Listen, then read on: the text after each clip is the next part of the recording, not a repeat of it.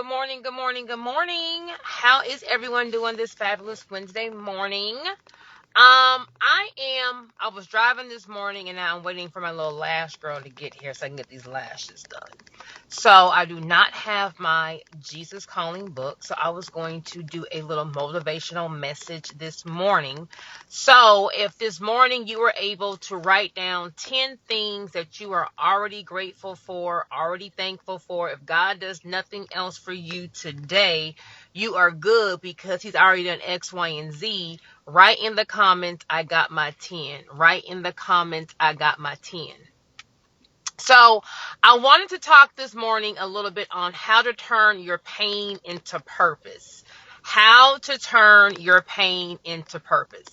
And when we are going through life, we are going to experience some not so good moments, some let down, some why did it go this way? And it can sometimes make us want to be stuck, right? We can kind of get stuck in the moment. We can get stuck in the situation. We can get stuck in the pain. The devil is going to want you always to reminisce on how things used to be, what's not going on right. And I wanted to kind of maybe give us like 3 little nuggets that we can take away as to how to turn our pain into purpose. How to turn your pain into purpose. So, number 1, you want to always think, if I'm going through this, how can I make this situation make me better? If I am in this, how can I make this situation make me better? Not bitter, not resentful, not, stuck, but how do I make this better?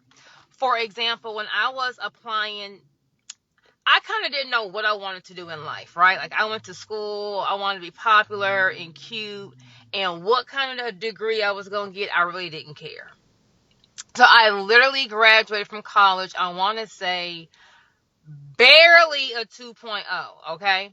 And so I thought going to law school was just, I'm going to take this LSAT, go to law school, and maybe I didn't get into not one law school. Your girl didn't get into not one. So I had to take a year off. I started getting my MBA and I studied for the LSAT. And I said, if I get into law school, I'm going to make sure that I kill it in law school, because I hated that feeling of getting all them rejection letters from law school, right? So studied for the LSAT again, got into law school. When I say I was locked and loaded, I was locked and loaded. I graduated, I think, the top 12% of my class. Passed the Louisiana and the Texas bar the first time, whoop, whoop. But when I did not get into law school, I didn't let that deter me. I didn't let that, knock me off my square.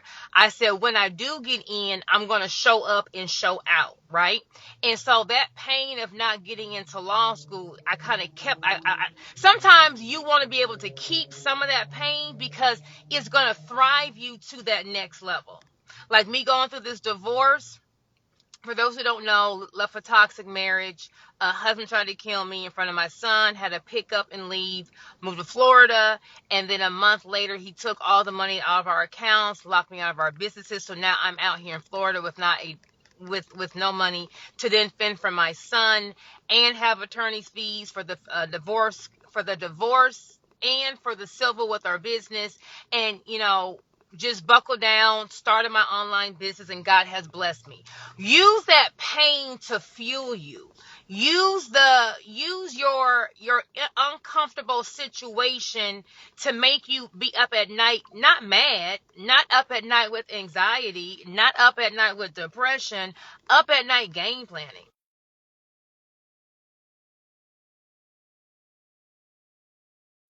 How can I use this pain to make me better? How can I use this pain to give me that extra that extra effort, that extra hour of, working on myself, that extra hour of to be in the gym, making sure I'm healthy and I'm looking fit, that extra hour to help me do blah, blah, blah. So number 1, have that pain help you, fuel you to achieving whatever is your goal or your destiny. Number 2, understand that whatever you're going through, whatever is that season, it is just that it's a season. It doesn't rain all day and the sun don't shine all the time, knowing that it's just a season. Now, whether you're going to be in this dark season for a week, a month, 6 months, a year, we don't know how long the season's going to be, but you have to understand it is just a season. This is not going to be the end of me. This is not going to be what all my life contains. There will be more and better after this. The devil is going to want you to make you feel like you've lost. The devil is going to want you to make you feel like this is it. It's not going to get any better. You know, you're the one that got counted out. And that is not true. So when you are in your dark season, you're going through some pain, just understand it's just a season. So number one, we want to use that pain to fuel us, right? Use that pain to fuel you to get to your purpose, to get to that next situation, to give you that extra oomph to keep going. Number two, understand it's just a season. It's not going to be hot all year round. It's not going to be cold all year round. It is just a season. Number three, decide who do you want to be after this situation? What is the kind of person that you are destined to be or that you want to be? And start writing down who it is that you want to become after this season. And as you're in the dark, we are working on becoming that person. I remember when I started with my divorce. So I'll keep it all the same divorce. I'll keep it all with the same examples. When I first moved to Florida, I moved to Florida at the end of 2021. All of this started 2022. So divorce, it's a mess, right? It was a mess in 2022. It was real dark, right? But I immediately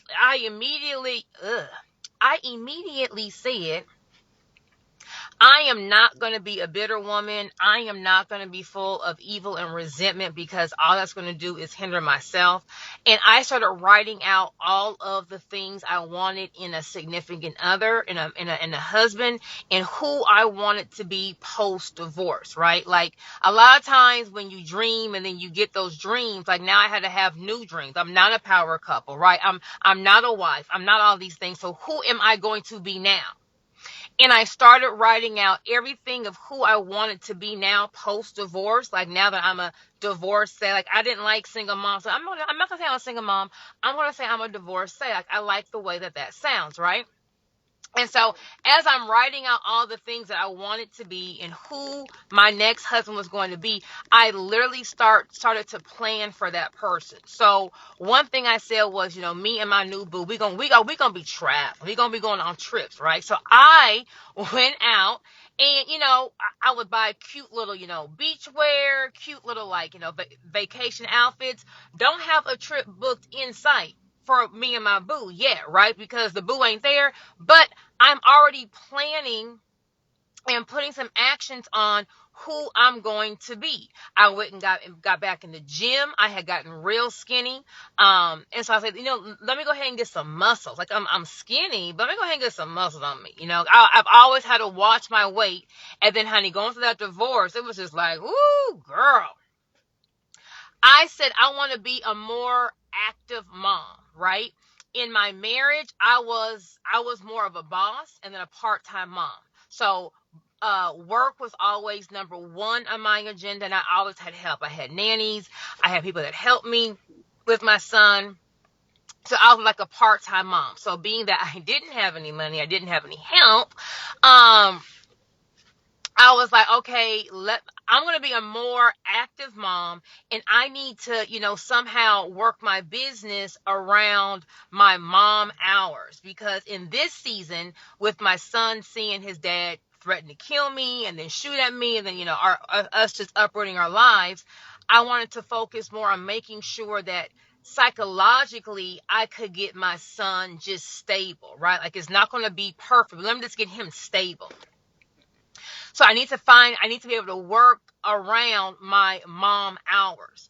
And so what I would do is I would get up 2 hours early to kind of get some work done before I had to do the whole get out of bed, lunch. I could get that whole little school routine going, and then I could be in mommy mode, when he got out of school. And then around that 8 o'clock, I would then get maybe like 7, 8 o'clock, I would get back into work mode, and I would work maybe till like midnight, sometimes 1. As if you guys know, when I go live, a lot of times I'm going live at 10, 11 o'clock at night. Luckily there's an audience, for that late night who wants education. But I started out doing late because I had to get my son, bathed and in bed. So whatever you need to get yourself through your situation, you already have it. God is not going to put you in a situation or have you go through something and you don't have the tools to survive. Now, you may think, I need 15 tools to survive, and God may be showing you, girl, you only need 2. You only need these 2 things, and I'm going to help you rebuild your entire life with just these 2 tools. So, number 1, we want to use that pain to fuel us to our purpose, fuel us to, being able to find a game plan, fuel us into, being able to be positive as we're going through the situation. Number 2, it's just a season. It's not going to be forever. It is just a season. Number 3, start writing out who you want to be after this storm. Who is that person? And literally start becoming that person. Start acting like you already have whatever it is that you're saying you have. Start believing that you're already this person, right? And then last but not least, once you kind of get through that situation, how can you help someone else? What are the things that you would have wanted to know, or what are the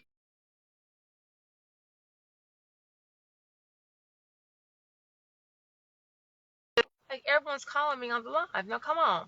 What are some things that you wish you would have had, or some support that you wish you would have had as you were going through your storm? Could you help someone else get through that storm? Could you have a program that could help someone get through that storm? Could you make an ebook that could direct someone to get out that storm? Could you form a course or a community that could help someone get through that storm? Because see, if you can find your purpose through pain, or if you can turn your pain into purpose, you can also turn your pain into profit. See, I'm always gonna walk you right on back to the bank, right? I'm always gonna walk you. I don't care what you're going through. You can always walk yourself to the bank. Okay, so as you are going in the whirlwind, now mind you, on day 1, you are not going to be able to hit all these points. I'm giving you all these points as like a marker as to how your journey is going to be. But at the end of the day, always have in your mind, how can I besides turning my pain into a purpose, how can I turn this pain into a profit? Who can I help? What can I set up in place that I could charge someone to understand how I got from point A to point B?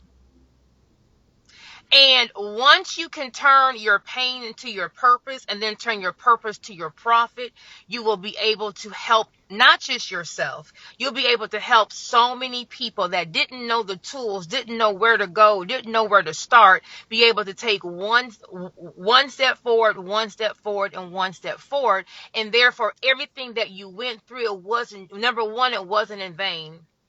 Number 2, it didn't just help you. You are now able to help other people. But more importantly, you're now able to profit off of the pain that you endured. Okay, so we're going to turn our pain into purpose, and then turn that purpose into a profit. So no matter where you are right now in life, document your process. What are you going through? What are the experiences you felt? How did you get from point A to point B to point C? And it doesn't have to be rocket. It doesn't have to be anything crazy. What if you lost 60 pounds, right? You had just lost yourself in the moment, and you weren't taking care of your fitness, and then you done looked up one day, and you done gained 60 pounds, right?